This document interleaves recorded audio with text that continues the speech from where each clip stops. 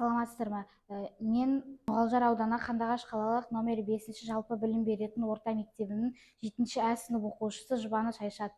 Менің ғылыми жобамның тақырыбы 19 ғасырдың соңы мен 20 ғасырдың басындағы Ақтөбе өңірінен шыққан діни оқымыстылардың ағартушылық қызметі және олардың ұлттық құндылықтарды қалыптастырудағы рөлі. Бұл тақырыптың өзектілігі сол кезеңде мешіттер мен медреселер тек қана білім беру орталығы емес, жастарды әдептілікке, имандылыққа, адамгершілікке тәрбиелейтін рухани орта болғанында. Қазіргі таңда жастар тәрбиесі маңызды мәселелердің бірі болғандықтан, осындай тарихи тұлғалардың осы бағыттағы қызметін зерттеу өзекті болып табылады. Ұстаздар, сіздер діни оқымыстылар жастар тәрбиесіне қалай әсер етті деп ойлайсыздар? Менің ойымша, мешіттер мен медреселер тек білім беру орны емес, сонымен қатар жастарды рухани тәрбиелейтін және ұлттық құндылықтардың негізі деп ойлаймын. Менің зерттеу жұмысымның мақсаты Ақтөбе өңірінен шыққан діни оқымыстылардың ағартушылық қызметін зерттей отырып, олардың ұлттық және рухани құндылықтарды қалыптастырудағы және жастар тәрбиесіндегі рөлін анықтау. Осы мақсатқа жету үшін мен өңірдегі мешіттер мен медреселердің қызметін қарастырдым және діни оқымыстылардың ағартушылық қызметін талдадым және оқымыстылардың діни жастар тәрбиесіне қосқан үлесін анықтадым. Зерттеу барысында 19 ғасырдың екінші жартысында Ақтөбе өңірінде мешіттер мен медреселердің саны артып, халықтың сауатын ашуда үлкен үлес қосқаны анықталды.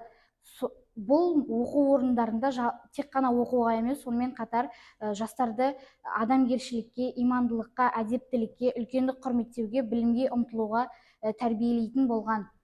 Мешіттер мен медреселерде имандылық, адалдық, үлкенді құрметтеу, білімге ұмтылу сияқты қасиеттер сіңірілді. Яғни олар бүгінгі тілмен айтқанда тәрбие орталығының қызметін атқарды.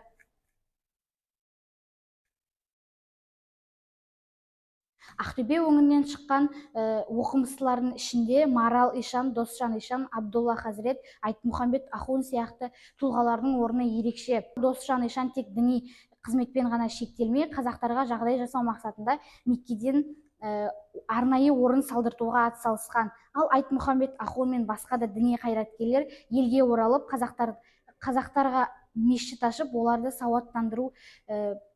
сауаттандыру үшін көп өзінің үлестерін қосқан. Зерттеу жұмысы барысында сіз Ақтөбе өңірінен шыққан діни оқымыстыларды білесіз бе деген тақырыпта сауалнама жүргіздім.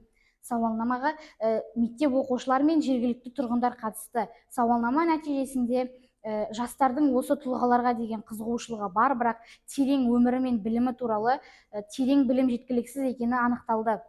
Қорытындысында осындай діни тұлғалардың мұраларын насихаттау қажет деп ойлаймын.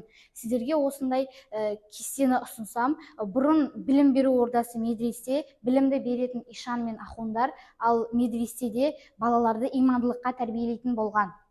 Ал қазір білім беру ордасы мектеп, білімді беретін мұғалім, ал мектепте құндылық тәрбиесіне тәрбиелейді. Сонда мәні өзгермеді, тек формасы өзгерді. Сонымен қатар бүгінгі Ақтөбе өңірінде білім мен тәрбие қайдан бастау алған? 19-20 ғасырларда мешіттер мен медреселер тек оқу орны емес, олар нағыз тәрбие мектебі болды. Осында жастарға тек білім емес, имандылық, адалдық, үлкенге құрмет үйретілді. Сол кезеңнің ұлы тұлғалары Марал Ишан, Досжан Ишан, Айтмұхамбет Ахун халықты бірлікке, білімге, рухани дамуға шақырды.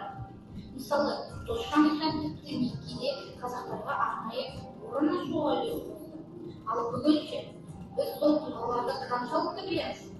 Жүргізілген сауалнама көрсеткендей қызығушылық бар, бірақ білім жеткіліксіз.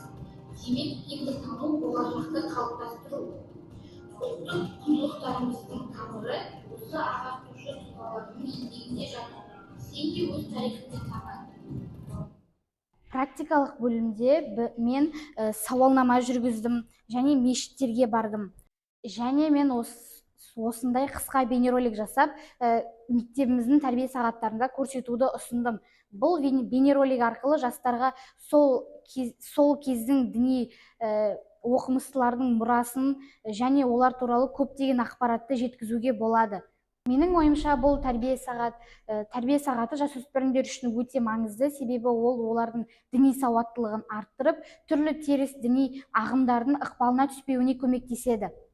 Қорытындылай келе, діни оқымыстылардың еңбегі жастар тәрбиесінде маңызды орын алады деп есептеймін. Сондықтан осындай діни оқымыстылардың еңбегін мектеп бағдарламасында, тәрбие сағаттарында, өлкетану бағытында кеңінен пайдалану қажет деп ойлаймын. Назарларыңызға рахмет.